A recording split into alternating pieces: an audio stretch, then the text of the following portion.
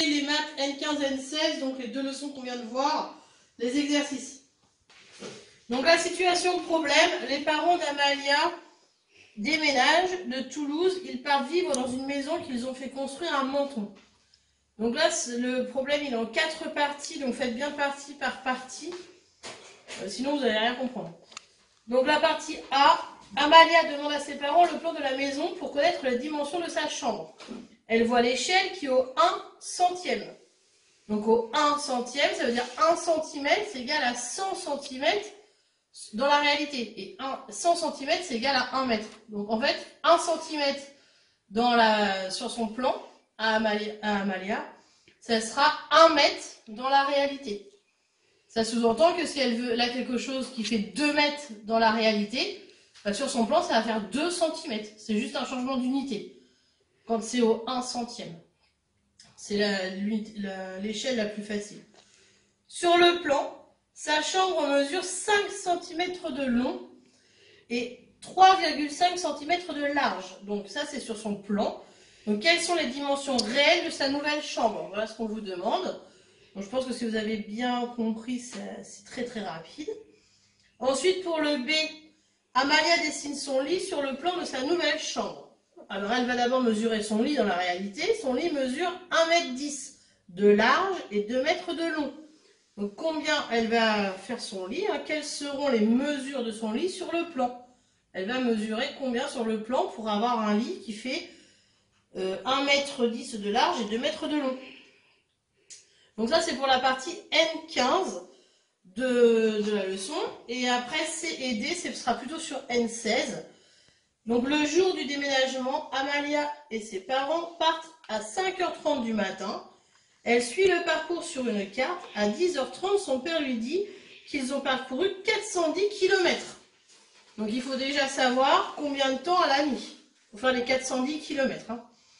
Et à quelle vitesse moyenne son père a-t-il roulé? Voilà ce qu'on vous demande. Donc si on sait qu'elle a fait les 410 km en, je sais pas, en 10 heures, on fera 410 divisé par 10. Voilà, on fera une division. Donc à vous de savoir combien de temps elle a mis pour faire ces 410 km. Puis après vous divisez, vous allez trouver la vitesse moyenne. Ensuite pour le D, il leur reste 180 km à parcourir, uniquement sur l'autoroute. Donc s'il roule à la vitesse moyenne de 120 km/h, il va mettre combien de temps pour faire ces 180 km? Et une fois que vous avez trouvé ça, vu qu'il était 10h30 quand on lui a dit qu'il lui restait 180 km, combien de temps, à quelle heure, pardon, elle va arriver, vu qu'on sait combien de temps il va mettre pour faire ces 180 km. Donc voilà, c'est en plusieurs étapes. Donc bien sûr, je corrige avec vous cet exercice-là avant que vous fassiez le reste. Donc j'ai tout bien expliqué. Au 1 centième, ça signifie 1 cm sur le plan égal à 100 cm, donc 1 mètre dans la réalité. Donc du coup, par la logique, sur le plan, la chambre fait 5 cm de long, vu que 1 cm c'est égal à 100 cm, donc à 1 mètre. 5 cm c'est égal à 5 mètres. Et 3,5 cm de large, ça fait 3,5 mètres de large. Si je passe par le calcul, si vous avez fait le petit tableau, vous avez passé par le calcul. Donc 5 fois 100, parce que c'est sur 100, égale 500 cm, donc 5 mètres. 3,5 fois 100, ça fait 350 cm, donc 3,5 mètres. Pour le B, Amalia dessine son lit sur le plan de sa nouvelle chambre. Dans la réalité, son lit mesure 1,10 m de large et 2 mètres de long.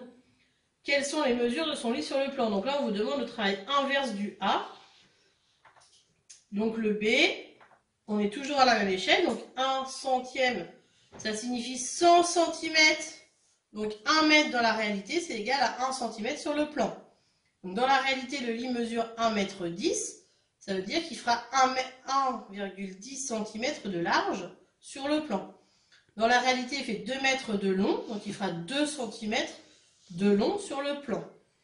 Si je passe par le calcul, je vais faire 1,10 m c'est égal à 110 cm et 2 mètres c'est égal à 200 cm. On a dit quand on était sur le plan, on repasse toujours en centimètres.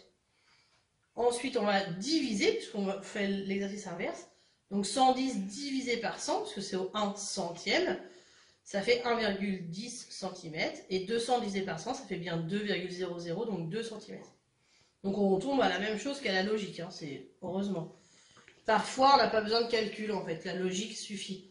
Mais parfois, on a besoin de calcul, hein, quand c'est, par exemple, la petite voiture au 1,58, niveau logique, c'est un peu plus compliqué. Si on ne fait pas x 58, on ne va pas y arriver. Ou si on ne divise pas par 58, on ne va pas y arriver. Donc, il faut aussi savoir faire le calcul. Pour le C, donc on vous disait, Amalia, le jour du déménagement, Amalia et ses parents partent à 5h30 du matin. Elle suit le parcours sur une carte. À 10h30, son père lui dit qu'ils ont parcouru 410 km/h, 410 km.